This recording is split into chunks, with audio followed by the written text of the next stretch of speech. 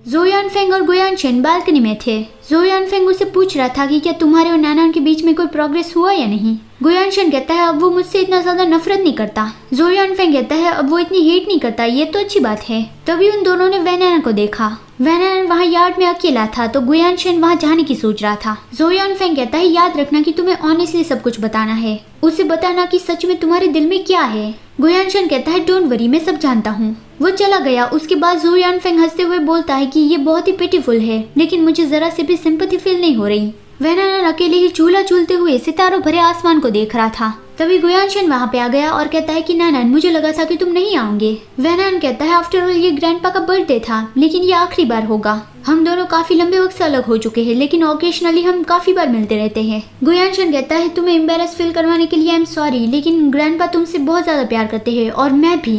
ये सुन के वैनाना ने उसे कुछ भी नहीं कहा, वो बस उसे देखता रहा। गुयानशन कहता है मेरा कहने का और कोई मतलब नहीं था। वो ये सब कुछ नीचे देखकर बोल रहा था, तो जब वैनाना ने उसका नाम लिया तो वो तुरंत ही उसकी ओर देखता है। वैनाना कहता है तुम मेरा ही पीछा क्यों कर रहे हो, तुम्हारे पास तो ऑब्वियसली काफी सारी चॉइस है, लेकिन तुम मुझे ही परेशान क्यों कर रहे हो।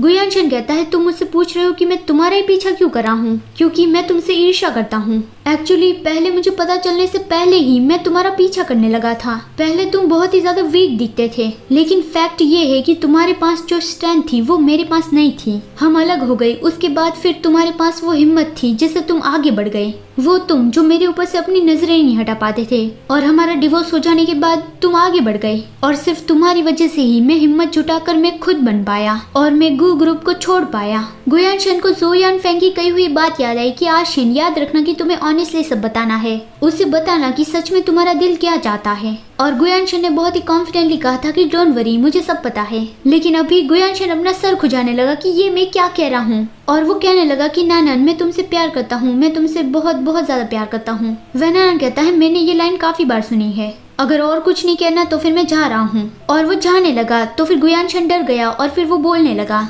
मुझे अभी काफी सारी बातें याद आ रही है, लेकिन मैं अगर उसे बताऊंगा तो वो तुम्हें एक्सक्यूज लगेगा। मैं जानता हूँ कि तुम मुझसे हेट करते हो, अगर मैं तुम्हारी जगह होता तो फिर मैं ऐसे बास्टर गुयानशन को कभी माफ नहीं करता। इनफैक्ट जब मैंने ये कहा तब मुझे भी ये बहुत ज्यादा रिडिकुलस लगा। वैनाना कहता है पुरानी बातें मत करो, वो मीनिंगलेस है। गुयानशन कहता है नानान मैं तुम्हें बस यही बताना चाहता हूँ कि मैं तुम्हें बहुत बहुत लंबे वक्त से प्यार करने लगा था। मैं ऐसा इमेजिन कर लूंगा कि मैं बहुत ज्यादा मीन था, उसके लिए तुमने मुझे माफ कर दिया है। मैं तुमसे झूठ नहीं बोलना चाहता, और मैं तुम्हारा ही पीछा क्यों कर रहा हूँ उसका जवाब सच में मेरे पास नहीं है। मुझे बस यही पता है कि मैं बहुत ज्यादा सेल्फिश हूँ और मुझे बस तुम्हारा प्यार चाहिए। मैं बस यही चाहता हूँ कि तुम सिर्फ मेरे अकेले की ही हो, बस मैं तुमसे यही कहना चाहता था। वैनाना कहता है ये सारी तो पास्ट की बातें हैं। गुयानशन कहता है मैं जानता हूँ, मैंने जो चीजें तोड़ दी थी उसे मैंने फिक्स करने की भी कोशिश की, पियानो और तुम्हारी दी हुई वॉच, वो सब कुछ मैंने फिक्स कर दिया। एक्चुअली मैं ये जानता हूँ कि अगर उसे रिपेयर कर दिया जाए तो भी वो पहले जैसे नहीं बन पाएंगे। इससे पास्ट को बदला नहीं जा सकता,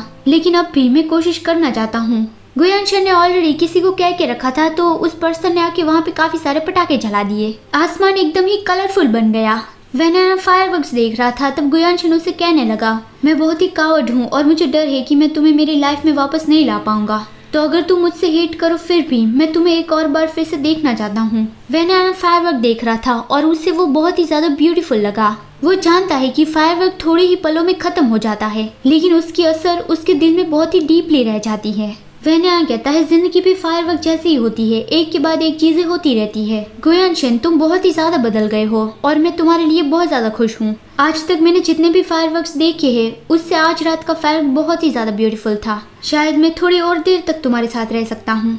गुयानशन तो बहुत ही ज्यादा सरप्राइज था और वैनाना ने उसकी ओर अपना हाथ बढ़ाया और कहा कि चलो हम दोनों साथ में फायरवर्क देखने चलते हैं। गुयानशन को अपने बचपन जैसा ही फील हुआ। जब उसने वैनाना को पहली बार देखा था तब वैनाना ने उसे कहा था कि चलो हम दोनों साथ में किटन्स को देखने चलते हैं। जब वो दोनों बचपन में मिले थे वैसे ही अब वो दोनों फिर से मिल गए और वो दोनों साथ में हैप्पी हैप्पी रहने लगे। तो फाइनली अब ये कहानी खत्म होती है। इस कहानी में सबकी लाइफ में सब कुछ अच्छा हो गया। तांगशू और मोबई दोनों इंजर्ड है, लेकिन वो दोनों साथ है और खुश है। जिसकी खुशी हम चाहते थे वो लोग खुश है, और जिसकी खुशी हम नहीं चाहते थे उसकी तो मुझे भी कोई केयर नहीं है। लेकिन गुलिन और उसका बॉयफ्रेंड वो दोनों ज्यादा क्यों नहीं दिखे। जो भी हो बाय बाय, आगे मिलेंगे एक दूसरी अमेजिंग कहानी के साथ। अरे मैं तो भूल ही गई, थैंक यू सो मच कि आपने इस कहानी को एंड तक देखा।